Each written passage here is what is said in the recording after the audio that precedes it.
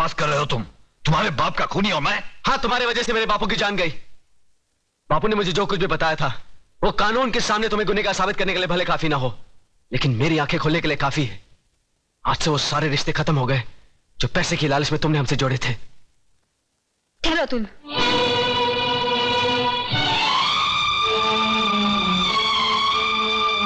सुन लिया ना बेटी? देख ली ना झोपड़पट्टी में रहने वालों की असलियत? देख ली डैडी, झोपड़पट्टी और महलों में रहने वालों की असलियत भी। क्या क्या मतलब? मतलब बिल्कुल साफ है। जिस तरह अतुल की आंखें उसकी पिताजी की बातों ने खोल दी, उसी तरह मेरी भी आंखें आपके और चतुर सिंह के बीच हुए जमीन के एग्रीमेंट ने खोल दी। ऐसे अरबपति और बेईमान बाप से तो ऐसा गरीब पति का झोपड़ा बेहतर है। कम से कम उसकी दीवारें खून से तो रंगी हुई नहीं है। चलो अतुल, ये दुनिया का सबसे बड़ा बदकिस्मत बाप है जिनके पास करोड़ों अरबों रुपए तो है, पर बेटी के कन्यादान कर्ज से वो कभी मुक्त नहीं होगा, कभी नहीं। बेटी बेटी बेटी मेरी बात तो सुनो। अरे कहां उस रात के ढेर में अपनी जिंदगी को ढूंढने जा रही हो तुम? राम नाम सत्य है, राम नाम सत्य है, राम नाम सत्य है, राम नाम सत्य है, राम नाम सत्य है। उतारो भाई उतारो, आराम से।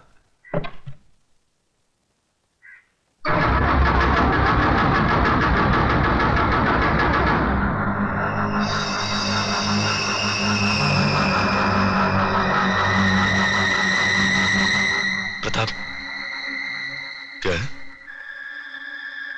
ये वही आदमी जो उस दिन बापू से मिलने आया था। हाँ, मैं वही आदमी हूं जिसने तेरे बाप को शमशान घाट तक पहुंचाया। अब तुम दोनों की बारी है, क्योंकि चतुर सिंह ने एक कसम खाई है कि तुम दोनों की चिता की राख से वो तिलक लगाकर ही भोजन करेंगे। ये रही तुम्हारी चिता।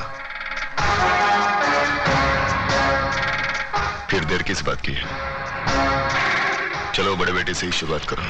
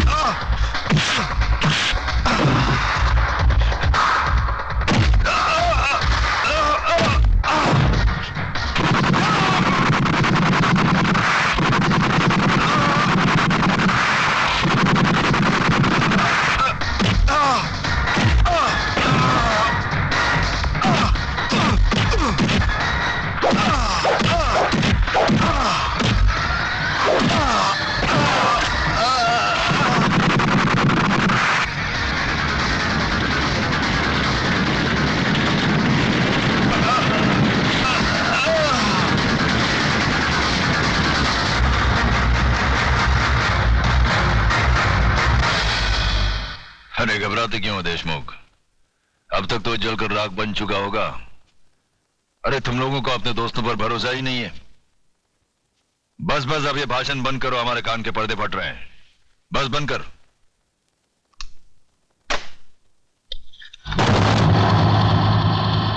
रामदीन,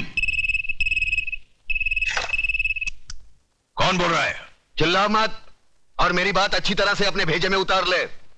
तूने मेरी राख मंगवाई थी टीका लगाने के लिए, मैंने तेरे भड़वों की राख भेजी है, पूरे बदन को लगा ले। ठंडा कर, अपना भेजा ठंडा कर। चतुर सिंह के आदमियों की चिता जलाना तुम जैसे पागलों की बस की बात नहीं है। ठंडा कर। यकीन नहीं आता तो उस राख को मसल कर देख, तेरे पालतू कुत्ते की निशानियां उसमें मौजूद है।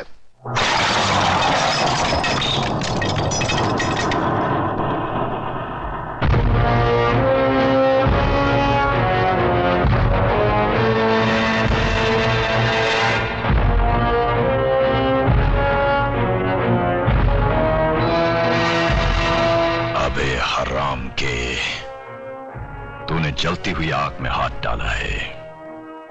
हम तुम्हें ऐसे जलाएंगे कि तेरे चाहने वालों को गंगा में बहाने के लिए तेरी राख भी नसीब नहीं होगी। अरे मुझे जलाने की बात छोड़, मैं तो तुझे ऐसी मौत मारूंगा ना तो तुझे जमीन नसीब होगी ना आसमां। अतुल भाई, अतुल भाई, अतुल भाई गजब हो गया। अतुल भाई गजब हो अतुल गया। भाई बाहर आकर देखो तो सही। क्या हुआ कल्याण जी भाई?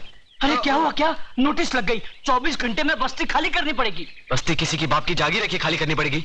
खाली तो करनी पड़ेगी भाईजान, क्योंकि अब इस बस्ती का मालिक चतुर सिंह है। लक्ष्मीदास जी ने बस्ती बेच दी और नोटिस पढ़कर हम लोग आए हैं। अरे बाहर में क्या वो नोटिस और बाहर में क्या चतुर सिंह? मैं भी नोटिस फाड़ के चतुर सिंह की तो। नहीं अतुल, तुम ऐसा नहीं करोगे, इससे हमारा केस बिगड़ जाएगा। उन लोगों ने अगर कानूनी तौर पर बस्ती हटाने की कोशिश की है तो हम भी कानून का सहारा लेंगे। चलो मेरे साथ।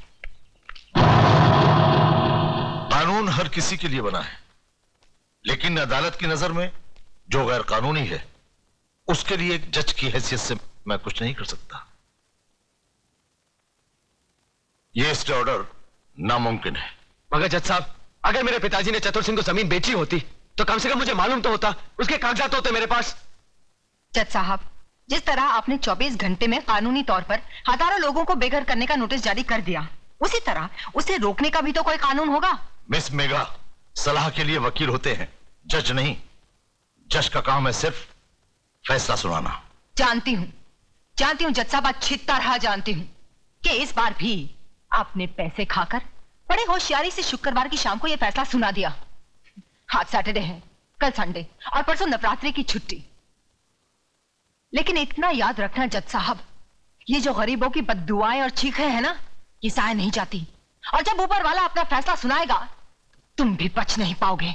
चतुर सिंह, ऊपर वाले के हाथ से तू बचे ना बचे, लेकिन मेरे हाथ से तेरे को कोई नहीं बचा सकता। अगर एक बाप की औलाद है तो एक बार मेरे सामने आकर दिखा। तू भौंकता बहुत है आराम के, और भौंकने वाले कुत्ते हमें पसंद नहीं। दादा का खून हो गया। किसने किया खून? अरे छोड़ो ये सब बातें, मुझे तो चिंता यह है कि शहर का क्या होगा, हम सब का क्या होगा। बहस मत करो कमिश्नर। जो आदमी चतुर सिंह जैसे खतरनाक आदमी की चिता जला सकता है, वो तो हमको कभी भी शमशान घाट पहुंचा सकता है। मगर ऐसा हरगिज नहीं होगा सर। सुनो सुनो कमिश्नर, कल टीवी सेंटर में जनता की अदालत प्रोग्राम में हम सब लोगों का इंटरव्यू है। ऐसा बंदोबस्त होना चाहिए वहां पर कि परिंदे भी पर न मार सके, समझे?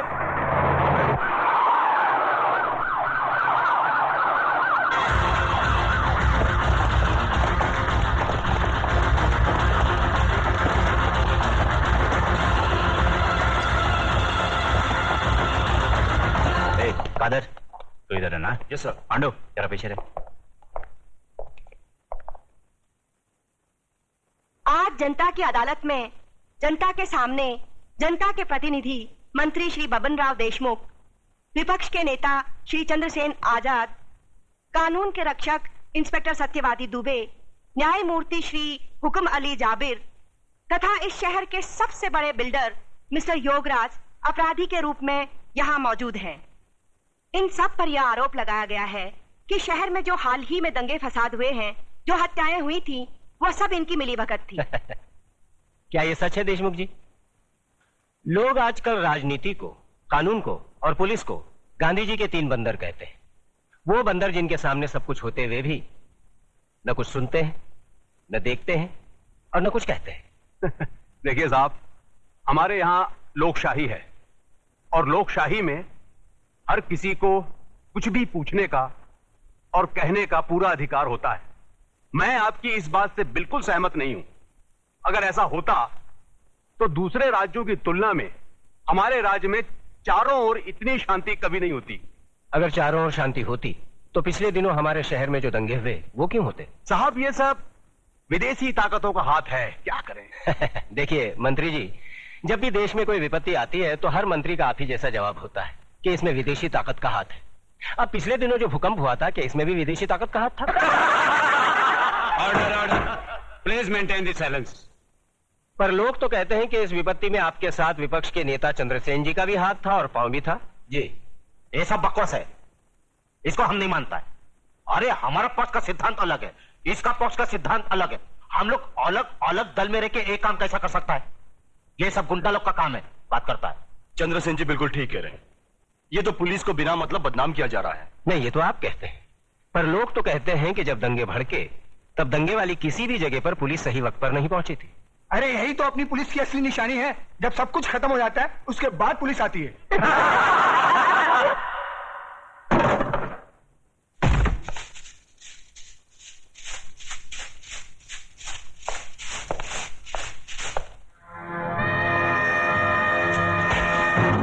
यही तो रोना है कि लोग हमें गलत समझते हैं, हमारी योजनाएं लोगों की समझ में नहीं आती। अब आप ही बताइए, झोपड़पट्टी की जगह साफ सुथरी कॉलोनी बने, टूटे फूटे गांव की जगह राहगीरों के लिए रिसोर्ट बने, इसमें देश की तरक्की नहीं है? बोलिए। पर लोग तो कहते हैं इसमें आपकी तरक्की ज्यादा होती है, सारा धन आप सब लोग मिलकर बटोर लेते हैं और डकार तक नहीं लेते।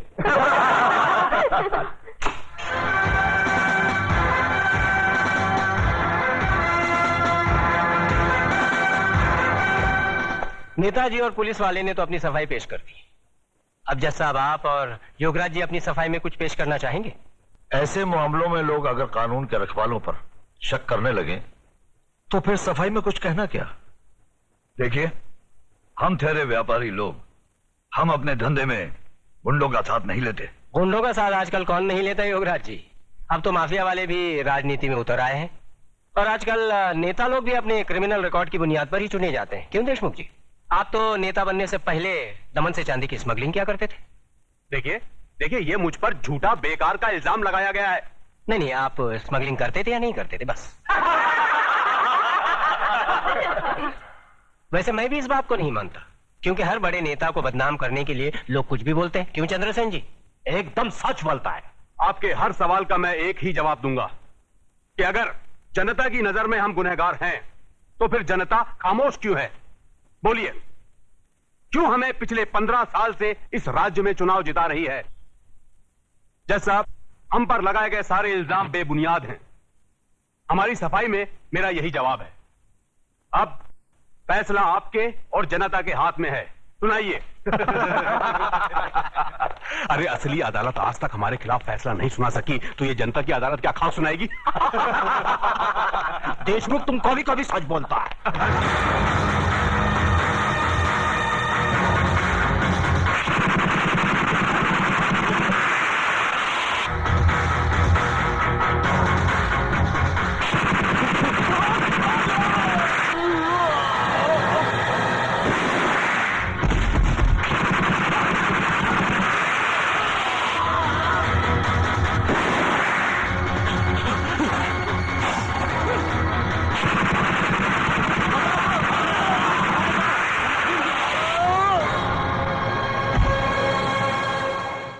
तुम्हें अपनी सफाई में कुछ कहना है? क्या कहना? जो करना था कर दिया, जो किया वो सोच समझ कर किया। अब कहना आपको है। फैसला सुना दीजिए, मुझे मंजूर है।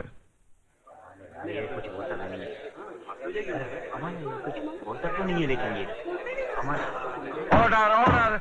आज न्यायमूर्ति श्री विश्वनाथ सिंह ने अदालत में मंत्री श्री बबन राव देशमुख, विपक्ष के नेता श्री चंद्रसेन आजाद, न्यायमूर्ति श्री हुकम अली जाबिर, इंस्पेक्टर सत्यवादी दुबे, प्रख्यात बिल्डर योगराज और कुख्यात सरगना चतुर सिंह चिता के कातिल प्रताप नारायण तिलक को फांसी की सजा सुनाई।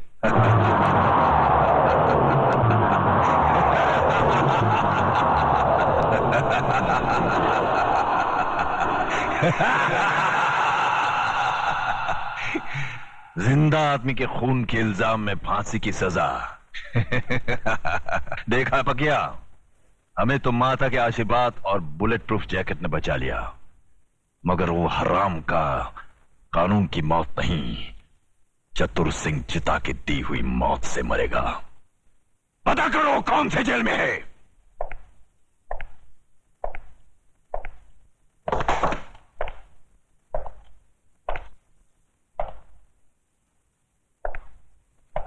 प्रताप, तुम्हारी फांसी का दिन मुकर्रर हो गया है। अगर कोई आखिरी ख्वाहिश है तो बता दो, वो भी पूरी कर दी जाएगी।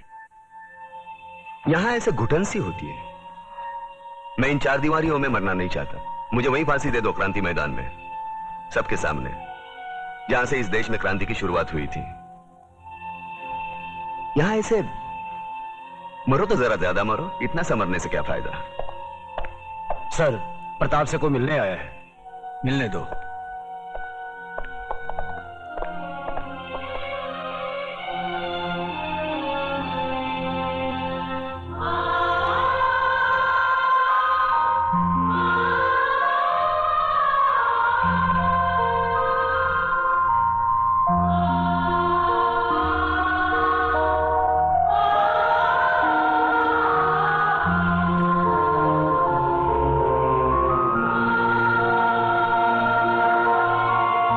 मां, अरे बूढ़ी हो गई, बूढ़ी रो काय को रही तू? नहीं रे, ये तो खुशी के आंसू है। सोचा था जिंदगी भर तेरा मुंह नहीं देखूंगी,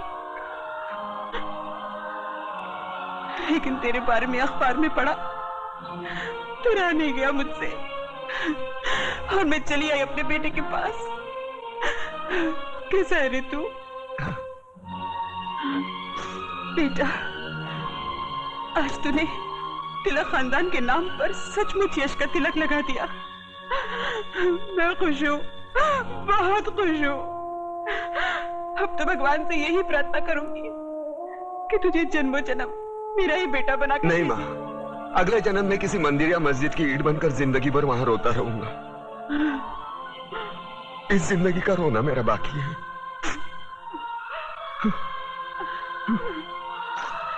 दुख सिर्फ इस बात का है मैं तेरे लिए कुछ कर नहीं सका। नहीं बेटा, तूने बहुत कुछ किया, मुझे सब कुछ मिल गया। तेरे दादाजी की आत्मा को भी शांति मिल गई। बस अफसोस एक ही बात का रहेगा कि तिलक खानदान का दिया जलाने वाला कोई नहीं रहेगा, कोई नहीं रहेगा।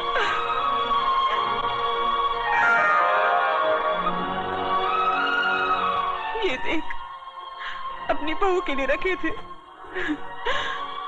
लेकिन अब तो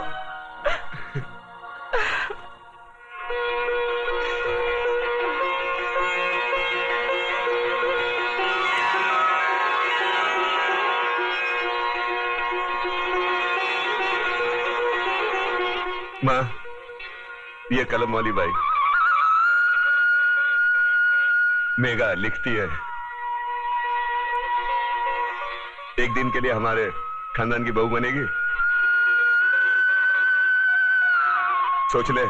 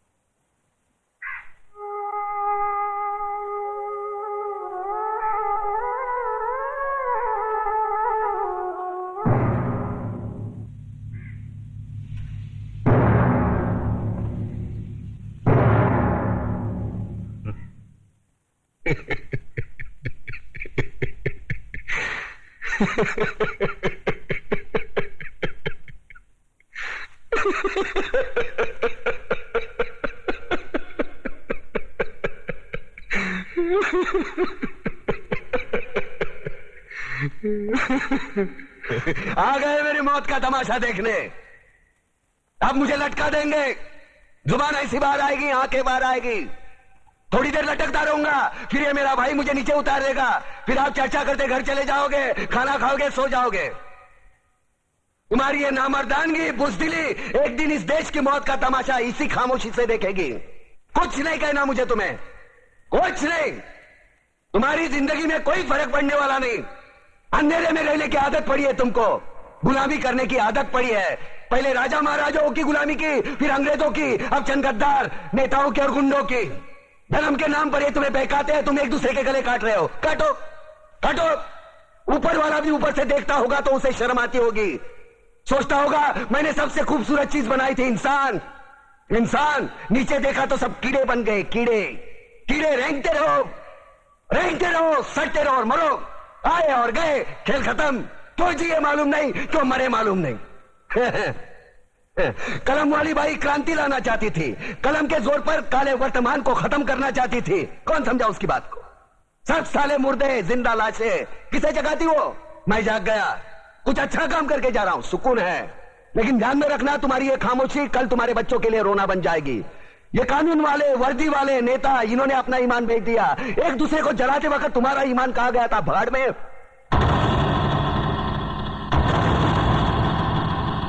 ये पिस्सू जैसा हमारा पड़ोसी मुल्क आने वाले कल में शायद अपने आप को दुनिया के नक्शे पर देख नहीं पाएगा। एक बात भूल रहा है, उनके घर में जो रोटी बनती है ना, उसका आटा भी विदेशी चक्की से पीस के आता है। साले अपने खुद के देश में सुई नहीं बना सकते और हमारे देश को तोड़ने का सपना देखते हैं। वो ये सपना देख सकते हैं क्योंकि उन्हें मालूम है ये मुर्दों का देश है। वतन के लिए किसी को कोई हमदर्दी नहीं है। इसे तोड़ना बिल्कुल आसान है।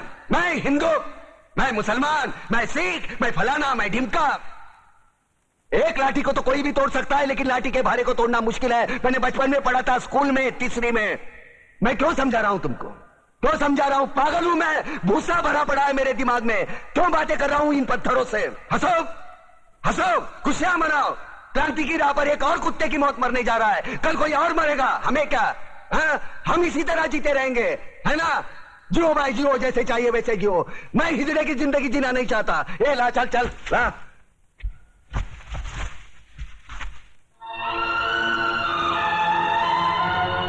ठहरो, ये फांसी नहीं हो सकती। उन देशद्रोहियों के खिलाफ जो सरकार को सबूत मिले हैं, उससे साबित होता है कि प्रताप ने उनको मारकर देश का उद्धार किया है। इसलिए भारत के राष्ट्रपति ने उसकी सजा माफ कर दी। ये रहे उसके कागजात।